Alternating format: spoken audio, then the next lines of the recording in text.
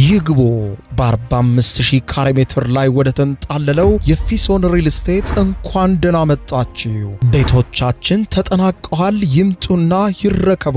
በተንጣለለው የፊሶን መንደር ታውን ሃውስ፣ ቪላና አፓርትመንት እንደ ምርጫው አቀርበናል። ዘመናዊና ቅንጡ አፓርትመንቶቻችን ከባለ 1 እስከ ባለ 3 መኝታ ተሰናድተዋል። እርሶን ይጠብቃሉ። የከርሰ ምድር ውሃ፣ ለተለያዩ ፕሮግራሞች የሚሆን ሰፊ ቴራስ፣ 24 ሰዓት የማይቋረጥ ተጠባባቂ ጄኔሬተር፣ ሰፊና አስተማማኝ የመኪና ማቆሚያ፣ የደህንነት ካሜራ ጨምሮ ይሄ ቀረሽ የማይባል ዘመናዊና ቅንጡ አፓርትመንት። ምርጫው ቪላ ከሆነ ደግሞ የተሟላና በ340 ካሬ ሜትር ላይ ያረፈ በውስጡ 6 መኝታ ቤቶች፣ 7 መታጠቢያ ቤቶች፣ 2 ሳሎን፣ 1 ባህላዊና 1 ዘመናዊ ኩሽናዎችን በውስጡ ያቀፈ ቤትም አለን። ታውን ሃውስስ ቢሉ በፊሶን መንደር ምን ጠፍቶ 5 መኝታ ቤት፣ 6 መታጠቢያ ቤትን፣ 1 ባህላዊና 1 ዘመናዊ ኩሽና አካቶ በ190 ካሬ ላይ ያረፈ 2 መኪና ማቆም የሚያስችል ሰፊ ግቢ ያለው የፊሶን መንደር። ይምጡ፣ ዛሬውኑ የቤት ባለቤት ይሆኑ። በ0952 78 78 78 ወይም በ0952 79 79 79 ላይ ሃሎ ይበሉን። ፊሶን ሪል ስቴት የርሶ።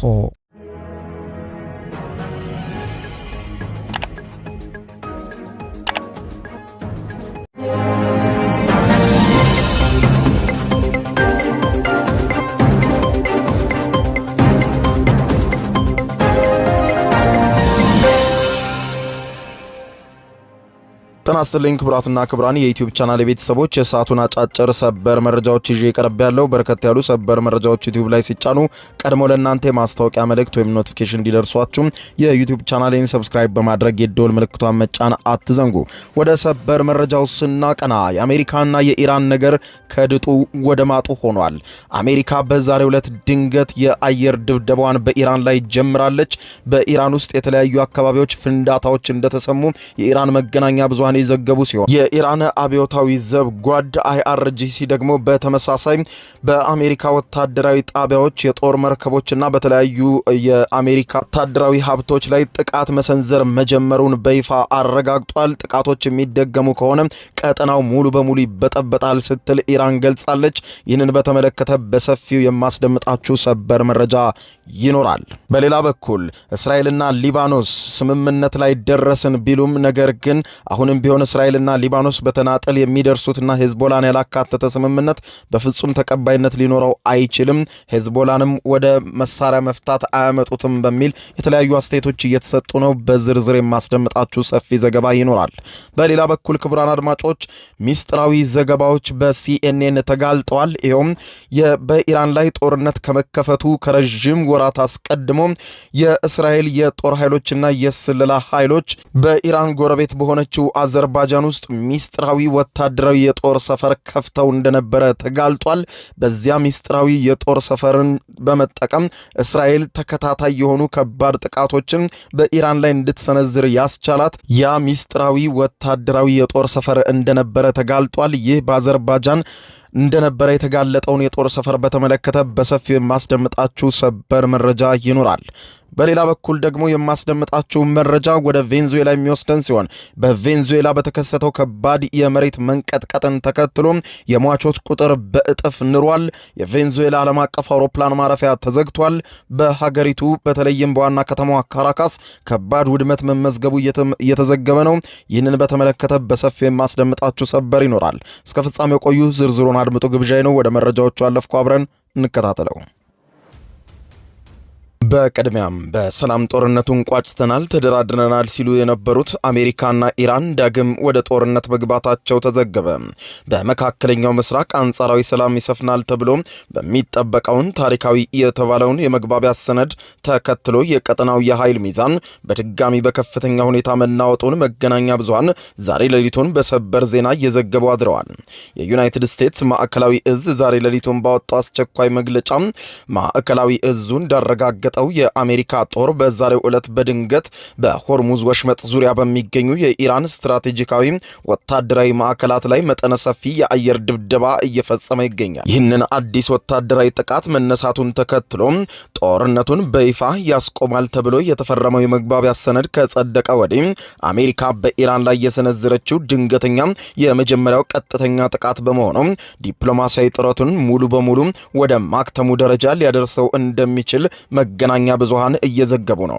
በዚህ ጉዳይ ላይ ብርቱ ስልታዊ ማስጠንቀቂያ የሰጡት የአሜሪካው ምክትል ፕሬዚደንት ጄዲ ቫንስ ዛሬ ሌሊቱን በማህበራዊ ሚዲያ ገጻቸው ላይ ባስተላለፉት መልእክት አሜሪካ ለሚሰነዘርባት ማንኛውም ወታደራዊ ትንኮሳ የምትሰጠው ምላሽ ፍጹም አቻ የሌለው ኃይል እንደሚሆን አስታውቀዋል።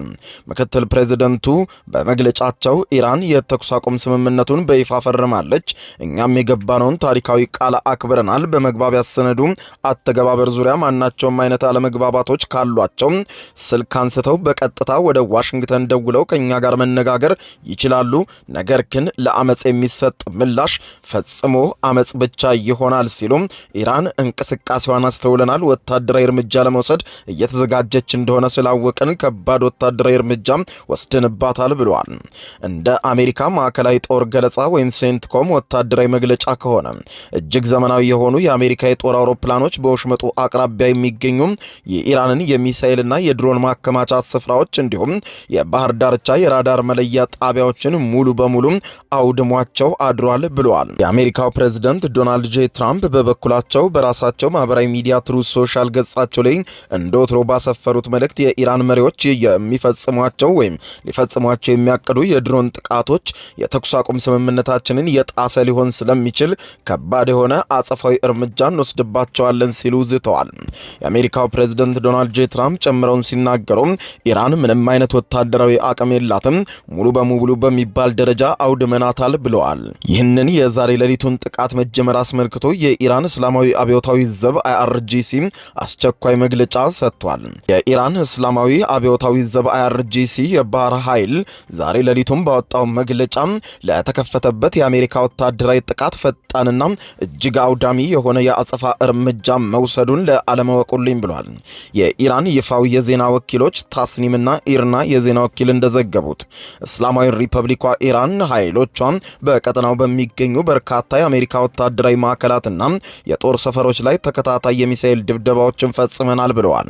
የአብዮታዊ ዘቡ የጋራ መገናኛ ብዙሃን ክፍል ባወጣው አስቸኳይ መግለጫ ከጥቂት ሰዓታት በፊት የገባውን ታሪካዊ ቃል ኪዳን ዘወትር በመበጠስ የሚታወቀው የአሜሪካ አገዛዝ የተለመደውን ተንኮል በመጠቀም በተለያዩ የውሸት ሰበቦች በመጠቀም በእስላማዊቷ ሪፐብሊክ የባህር ዳርቻዎች ላይ ህገወጥ የአየር ጥቃት ሰንዝሯል ብሏል።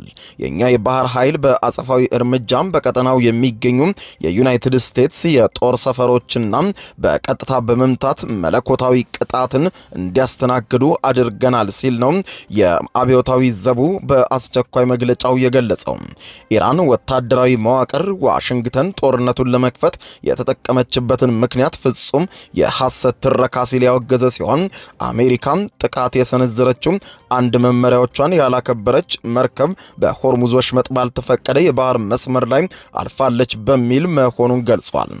የኢራኑ ፕሬስ ቲቪ እንደዘገበው ከሆነ የኢራን እስላማዊ ሪፐብሊክ ሲቪልና ወታደራዊ ያልሆኑ መርከቦችን አጥቅታለች የሚለውን የምዕራባውያንን ክስ ፍጹም ውድቅ ያደረገ ሲሆን ይህ አሜሪካና እስራኤል ሀገሪቱን በጦርነቱ ውስጥ መልሰው ለመማገድ ሆነ ብለው ያዘጋጁት የሚስጥር የሴራ ኦፕሬሽን ሊሆን እንደሚችል የገለጹ ሲሆን ፈጽሞ ግን ኢራን ለሚሰነዝርባት እያንዳንዱ ጥይት ቆጥራ በልኩ የአጸፋ እርምጃ ትወስዳለችም ብለዋል።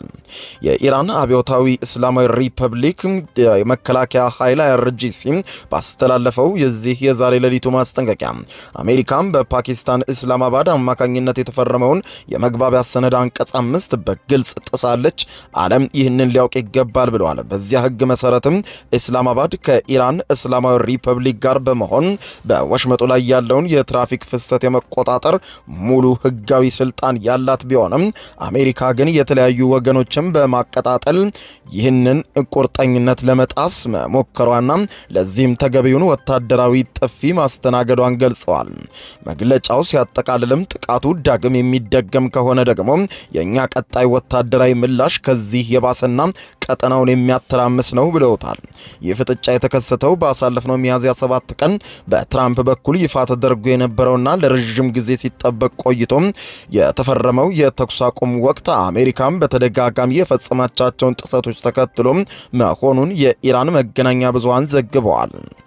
ይህ በእንዲህ እንዳለ የዓለማችን ታዋቂው የኢኮኖሚና የፖለቲካ መረጃ አውታር የሆነው ብሉምበርግ የቀጠናውን የወደፊት ስትራቴጂካዊ ይዘት በተመለከተ እጅግ አስገራሚ የምርመራ ሪፖርት ይዞ ወጥቷል። ጋዜጣው ጉዳዩን በቅርበት የሚያውቁና ስማቸው እንዳይጠቀስ የፈለጉ ዲፕሎማቶችን ዋቢ በማድረግ እንደዘገበው የኦማን መንግስት ለአውሮፓ ከፍተኛ ባለስልጣናት በሰጠው ሚስጥራዊ መግለጫ የሆርሙዝ ወሽመጥ ወደፊት አስተዳደራዊ መዋቅር ከአሜሪካና እስራኤል ጦርነት በፊት ወደ ነበረበት የነባር ሁኔታ በፍጹም እንደማይመለስ ኦማንም በይፋ ለኢራን ይፋዊ ድጋፏን እንደምትሰጥ የሚገልጽ መግለጫ አስተላልፏል።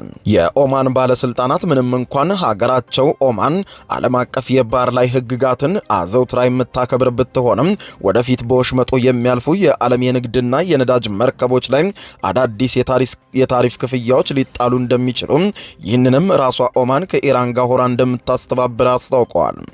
ይህ ክፍያ የሚጠየቀው ወሽመጡ ከመርከቦችን ብክለት ለማጽዳት እንዲሁም መርከቦችም በባህሩ ላይ በሰላም እንዲጓዙ ለማድረግ ልዩ ልዩ የቴክኒክ አገልግሎቶች መሆኑንም ገልጸዋል።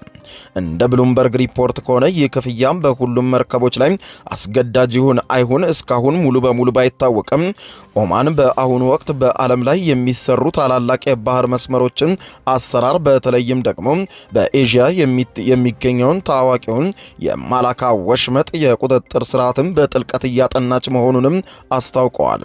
ኢራን ቀደም ሲል ለምዕራባውያን ወረራም በአጸፋዊ እርምጃ የዘጋችውን ይህንን ወሽመጥ አሜሪካን በሀገሪቱ ወደቦች ላይ የጣለችውን ህገወጥ ወታደራዊ ከበባ ለመጋፈጥም ስትል ቁጥጥሯን በከፍተኛ ሁኔታ ማሳደጓ ይታወቃል። ምንም እንኳን አዲሱ የመግባቢያ ሰነድ ለ60 ቀናት ያለምንም ክፍያ መርከቦች እንዲያልፉ ቢደነግግም የኢራን ባለስልጣናት ግን የባህር ላይ ጉዞን የሚፈቀደው ከቴህራን የባህር ኃይል ጋር አስፈላጊውን ቅንጅት ሲደረግ ብቻ መሆኑን ማሳሰባቸውን ፕሬስ ቲቪ አስታውሷል። የኢራን ፓርላማ አፈ ጉባኤ መሐመድ ባገር ቃሊባፍና የውጭ ጉዳይ ሚኒስትር አባስ አራግቺ ከኦማናቻቸው ሰይድ በድር ቢድ ሃማን አብዱል ሰይድ ጋር በእንዲሁ አዲሱ አስተዳደራዊ መዋቅር ዙሪያ በቅርቡ በስፋት መወያየታቸውን ተዘግቧል። ወደ እስራኤል ጉዳይ ስንሻገር የእስራኤሉ ጠቅላይ ሚኒስትር ቤንያሚን ኔታንያሁ ለሀገራቸው ህዝብ ባደረጉት ይፋዊ የቴሌቪዥን ንግግር በአሜሪካና በእስራኤል እንዲሁም በሊባኖስ መካከል የተደረሰው አዲስ ስምምነት ማዕቀፍ ለኢራን እስላማዊ ሪፐብሊክ የተሰጠ እጅግ አሳሳቢና ታላቅ ስልታዊ ምት ነው ሲሉ በመግለጫቸው ጠቅሰውታል። በእስራኤል ጦር ኃይሎች ሬዲዮ አማካኝነት በማህበራዊ ትስስር ገጽ ላይ በተለቀቀው ንግግራቸው ላይ ደግሞ ኔታንያሁ የእስራኤል መከላከያ ሰራዊት አይዲኤፍ ከደቡባዊ ሊባኖስ ምድር በፍጹም ለቆ አይወጣም ሲሉ ዳግም ተናግረዋል። የሊባኖስ መንግስትና ታጣቂ ኃይሎቹም የሄዝቦላን ድርጅት ሙሉ በሙሉ መሳሪያ እስካላስፈቱ ድረስ የእስራኤል ጦር ኃይሎች በደቡባዊ ሊባኖስ ምድር ላይ በቋሚነት ይቆያሉ። ማንም ሀገር ከዚህ የተለየ እንዲንቀሳቀስ ሊጠይቀን አይችልም። አሜሪካም ከዚህ በኋላ እስራኤልን ማስገደድ አትችልም ብለዋል። ይሁን እንጂ ታዋቂው ዓለም አቀፍ የዜና አውታር አልጀዚራ ይህንን የኔታንያሁን አቋም ተከትሎ ባደረገው ጥልቅ የምርመራ ዘገባ ይህ አዲስ ስምምነት ለሊባኖስ ሄዝቦላ ህልውና ታላቅ የህልውና ስጋት መሆኑን አረጋግጧል። የባህረ ሰላጤው የታዋቂው የፖለቲካ ተንታኝ አሊ ሐሼም ከአልጀዚራ የዶሃ ስቱዲዮ ባስተላለፉት ስልታዊ ትንታኔ የሄዝቦላን ታጣቂዎች መሳሪያ ለማስፈታት የታለመው ይህ ስምምነት መሬት ላይ በተግባር ሊተረጎም የሚችለው ብቸኛው መንገድ በራሱ በሄዝቦላ ሙሉ ፍቃድና ስምምነት ብቻ ነው እንጂ የሊባኖስ ኃይሎች ለብቻቸው ከእስራኤል ጋር በሚያደርጉት ስምምነት ሄዝቦላህን የጦር መሳሪያ ማስፈታት አይችሉም በማለት አስምረውበታል። አሊ ሐሺም የሊባኖስን ውስብስብ ፖለቲካ ሲያብራሩ ያለ ሄዝቦላ ሙሉ ስምምነት ይህ ውል መሬት ላይ ሊፈጸም በፍጹም አይችልም። ይህንን በጉልበት ለማስፈጸም በእስራኤል በኩል መሞከር ደግሞ በቀጠናው ላይ አዲስና እጅግ አውዳሚ የሆነ ታላቅ የእርስ በርስ ጦርነትና ፍንዳታ የመጋበዝ ያክል ነው። ምክንያቱም የሊባኖስ መደበኛ መንግስት ይህንን ስምምነት በኃይል ለመጫን የሚያስችል ምንም አይነት ወታደራዊ አቅም የለውም። እውነታውን ከተነጋገርን መሬት ላይ ያለው እውነተኛ ኃያል መዋቅር እሱ አይደለም ብለዋል። እስራኤልና ሊባኖስ ምሽቱን ስምምነት የተፈራረሙ ሲሆን የተፈረመውም ስምምነት የሂዝቦላህን ሙሉ በሙሉ ወደ ጥብቅ ማዕዘን ለመግፋት የታለመ የምዕራባውያን ስልት መሆኑን አልጀዚራ የገለጸ ሲሆን በፍጹም ግን ይህ ሁኔታ ለእስራኤልም ሆነ ለሊባኖስ የሚያመጣው አዲስ ሁኔታ የለም። እነርሱ በጋራ ቢስማሙ የሚያመጡት ምንም አይነት ለውጥ የለም። ሂዝቦላህን በጋራ መያዝና ለስምምነቱ ማግባባት ነው የተሻለ የሚሆነው ብለዋል። ይህ በዚህ እንዳለ ዓለምን በሙሉ ያነጋገረ አንድ ሚስጥራዊ ዘገባ በሲኤንኤን በኩል ይፋ ሆኗል።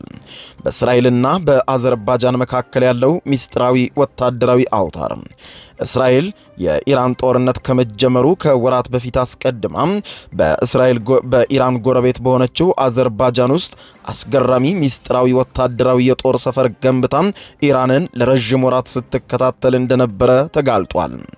ይህ ኢራኖችን በእጅጉ ያስገረመና ያስደነገጠውና ታዋቂው ዓለም አቀፍ የዜና አውታር ሲኤንኤን 4 ከፍተኛ የደህንነት ምንጮችንና የሳተላይት ምስሎችን ዋቢ በማድረግ ባወጣው ሚስጥራዊ የምርመራ ዘገባ እስራኤል ከኢራን ጋር በነበራት መጠነ ሰፊ ጦርነት ወቅት የሀገሪቱን ታላላቅ የፖለቲካና ወታደራዊ መሪዎችን ለመግደል አስቀድማ በማቀድ እስራኤል ወታደራዊ መሪዎቿን፣ የጦር መሳሪያዎችንና የስለላ ባለሙያዎቿን በሚስጥር በከፍተኛ ቁጥር ወደ አዘርባጃን ምድር አሰማርታ እንደነበረ ለመጀመሪያ ጊዜ ለዓለም ይፋ አድርጓል።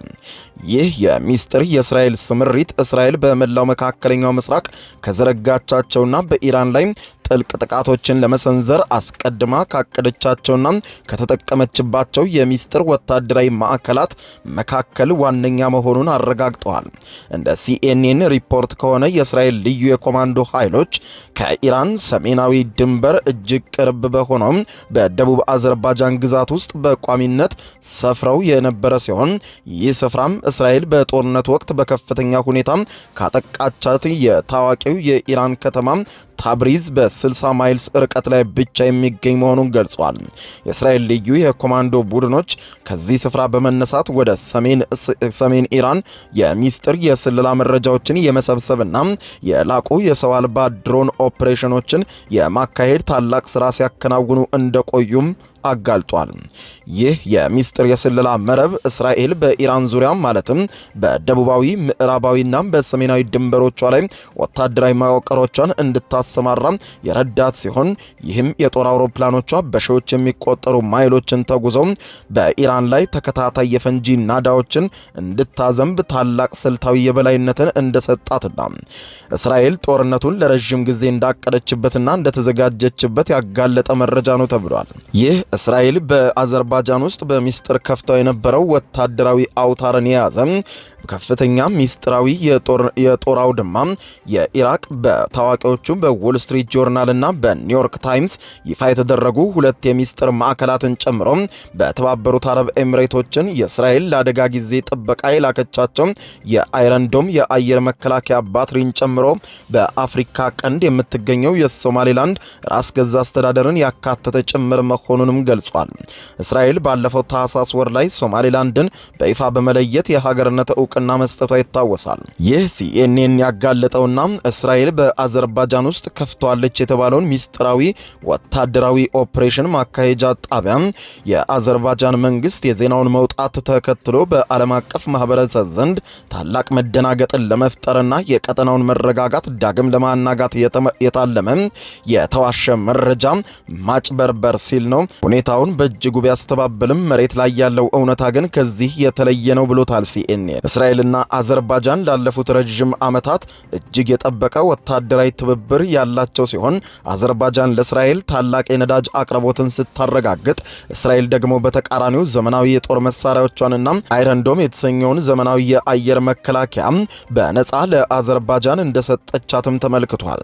ከአዘርባጃን ምድር ከተነሱት ታላላቅ የሚስጥር ኦፕሬሽኖች መካከል መካከል ባሳለፍነው መጋቢት 4 ቀን የኢራንን እስላማዊ አብዮታዊ ዘብ IRGC የስለላ ክፍል ኃላፊ የነበሩትና በ2024 በትራምፕ ላይ የተቃጣውን የሚስጥር የግድያ ሙከራ መርተዋል የተባሉትን ታዋቂውን መሪ ራህማን ሞጋርዳምን የመገደሉን ታላቅ የሚስጥር ተልእኮም በሞሳድና በሺን ቤት የጋራ ቅንጅት በተሳካ ሁኔታ የተከናወነ ሲሆን ለዚህ ግድያ የኦፕሬሽን የተመረጠውና ሚስጥራዊ የግድያ ሁኔታውም የተካሄደው ከዚሁ የአዘርባጃን ጣቢያ መሆኑም ተመልክቷል።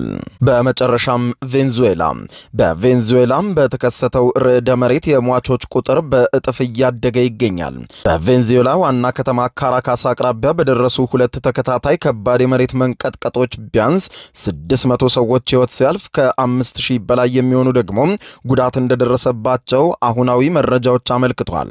የድንገተኛ አደጋ ሰራተኞች ከፍርስራሾች ውስጥ ሰዎችን ለማውጣት የሚያደርጉትን ጥረት አሁንም የቀጠሉ ሲሆን በካራካስና በአቅራቢያው በሚገኝ የባህር ዳርቻ ከተማ ላጉአራ በህንፃዎች ፍርስራሽ የተቀበሩ ሰዎችን ለእርዳታ ሲጣሩ ይሰማሉ። የመጀመሪያው በርዕደ መሬት መለኪያ 7.2 በሬክተር ስኬል የተለካው አደጋ ከበድ ያለ ከዚያም 7.5 የመሬት መንቀጥቀጥ የተከሰተ ሲሆን እንደ አሜሪካ ጂኦሎጂካል ሰርቬይ መግረጃ ከሆነ መሬት መንቀጥቀጦቹ ከመሬት ቀረብ ብለው የተከሰቱ በመሆናቸው ውድመቱን ከባድ አድርጎታል ብለዋል። በአደጋው በርካታ ሰዎች ሞተዋል ተብሎ ሲገመት ሌሎች ደግሞ ቤት አልባ ወይም ደግሞ በተጎዱና ለአካል በተጋለጡ ህንፃዎች ውስጥ ከመቆየት ይልቅ መንገድ ላይ መሆንን መርጠዋል ብለዋል። አደጋው የደረሰው ረቡዕ ዕለት በቬንዙዌላ ብሔራዊ በዓል እያከበረች በነበረችበት ጊዜ ሲሆን ይህም ማለት አደጋው የደረሰው ከወትሮ በተለየ በርካታ ሰዎች ቤት ውስጥ እያሉ እንደሆነም ተመልክቷል።